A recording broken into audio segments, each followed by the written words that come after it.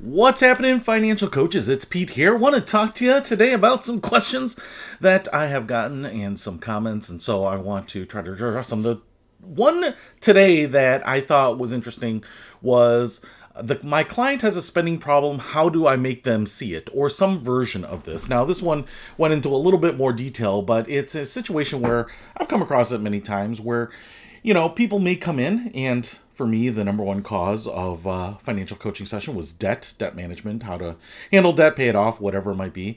And so this coach was having some difficulty because, as I understood it, they were trying to address the symptoms of the problem. And I say, trying to get the credit card balance back under the maximum limit. Right, those types of things. And the real problem, as we know, the root cause of these problems and the debt and the accumulation of it is usually a spending problem. So this is a great place for financial coaches because we're usually trying to handle kind of the tactics of the problem, looking at what tools we have, the rules that are out there, strategies. But as a financial coach, it's really up to us to go ahead and highlight what the root cause is, and especially if it's behavioral, theoretically we're trained and more capable of helping people realize that. But it's not that easy to see, and I think about it as someone who goes and sees a doctor, right? And your doctor says, hey, you need to lose weight, or you need to eat healthier, you need to stop smoking. All of these things that you need to do are probably not news to the person that's receiving them. I've been on the receiving end of that myself, and it's, they tell you something, and I think what it does is it kind of says, hey, someone else is looking out for me. If it's really a problem, they'll bring it up. And one of the things that happens is if a coach doesn't bring it up, maybe they don't think it's a problem. But I think most people realize it's a problem. It's not that they need it to be called out. It's not like they need to be told, hey, this credit card balance is the result of something, right? What is it the result of, right? They know what it is. Oftentimes, and I've been in this situation before where I've been buying something and in the process of buying, being like, why am I buying this? Or have reminders around of, man, why did I ever get that, right? So usually it's not a lack of knowledge. So the question is, how do we get them to admit it? Because in most cases, when you know it, you just don't want to admit it. And that's because usually it requires us to be vulnerable. It requires us to admit our deficiencies, like our shortcomings, all those things. So there's all sorts of reasons that they don't want to necessarily admit it, talk about it. But we have to in order to get to the root of the problem. And so what I use generally is, in these cases, most of the time, I should say, depending on how the session is going and how I work with this client, but some sort of future framing. So if you have read some books on coaching counseling, future framing is just kind of going into the future and kind of looking backwards. It's kind of a technique. It's kind of saying, like, what happens if we continue on this path. Now, I really think of two objectives here, right?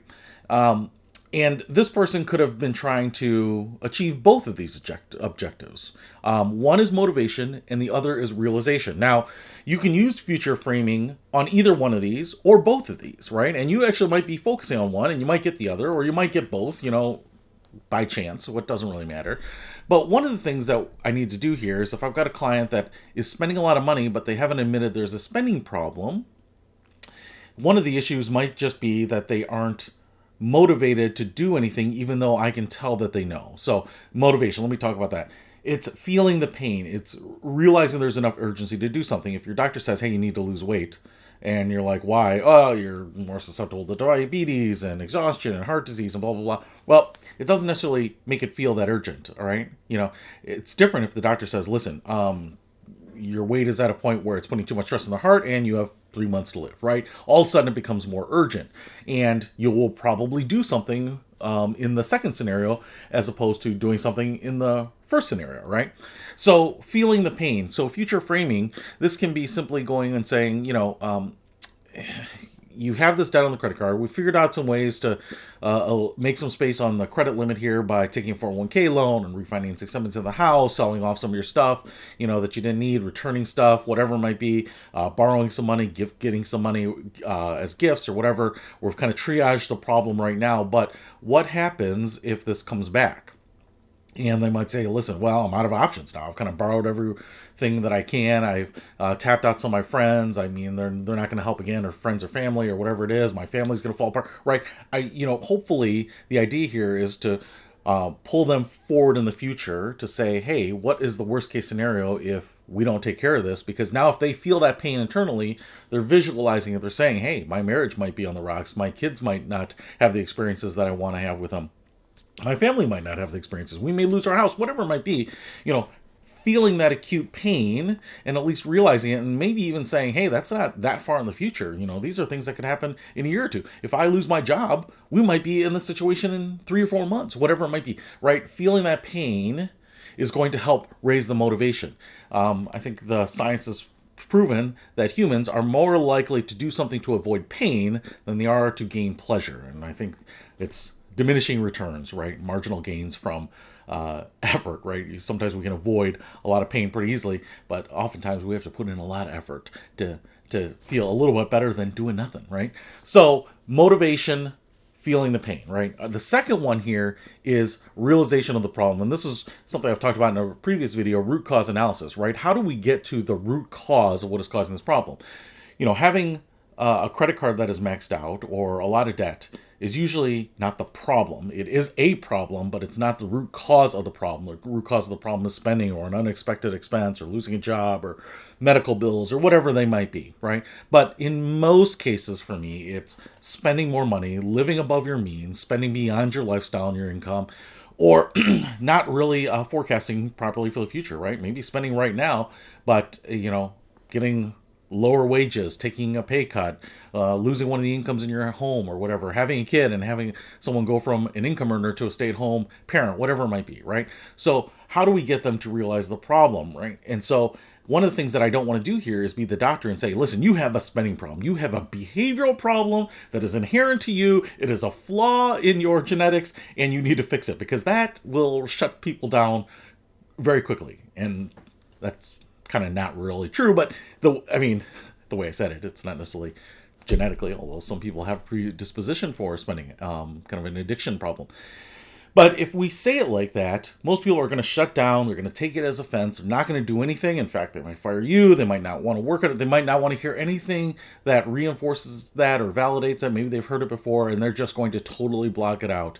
They're just, they kind of get in shutdown mode. So how do we use future framing to help them realize the problem? Well, the whole point here, and you can do it in different ways, is that I want them to discover what the issue is. So as we were talking about the motivation, right? What happens in the future if we have this debt again? Well, I might lose my house. All right, okay. So we've taken care of this now. We've made some room on your credit card limit. We have borrowed from different places to kind of fix this problem now, but now you have these other payments. You have this, maybe it's a loan repayment or 401k loan or, HELOC or whatever it might be, right? So we have these. What happens if you don't pay those, right? Okay, more pain, motivation. How do we make sure that we are able to pay those? Well, I'm going to have to be really tight with my money now, right? I've got $200 more a month in payments that I'm going to have to make, or whatever it might be, right? If there are interest rates that go up or adjust or payments that balloon, right? These types of things. We can use some of these things to get people to continue to think in the future. All right, it's not a problem today, but is it a problem tomorrow? And continuing to start peeling back the layers of the onion. Ask them more probing questions. Okay, so we know what we have to do. What happens if you don't have the income or the bonuses that you expect, right? What happens if you have to take some time off of work? What happens if you get injured, right? What happens if you just can't work as much? What happens if your company starts downsizing, you're cutting hours or lays you off, right? What would you do in those cases? And hopefully continue to ask them in such a way that says, yeah, I really have to think about that. Maybe my company has been on the ropes. Maybe I need to start thinking about getting another job. Maybe I have too much car, and maybe I have spent too much money on golf lately, or maybe I didn't need to buy that new laptop, or maybe we don't need to grocery shop at that grocery store, or have the kids in these events, or provide them new clothes every school year, right? So the more you can get there, and sometimes you can get there very quickly. I've had some where the conversation just kind of steamrolls in a few minutes, and people can get very emotional about it. Sometimes they're having a realization about someone else in the family, a spouse or a partner of theirs. But some people take a really long time because some people will need multiple sessions to make that realization about themselves. Somehow, if we can get there that it's, hey, it's my spending. I sometimes buy things that I don't need. All right, now we're at a point where we can talk about the tactics to start to control that, right? Taking a 24-hour pause before making big purchases, cutting up the credit cards, freezing them bricks, and blocks of ice in the fridge, or whatever it might be. Spending only cash, spending only debit.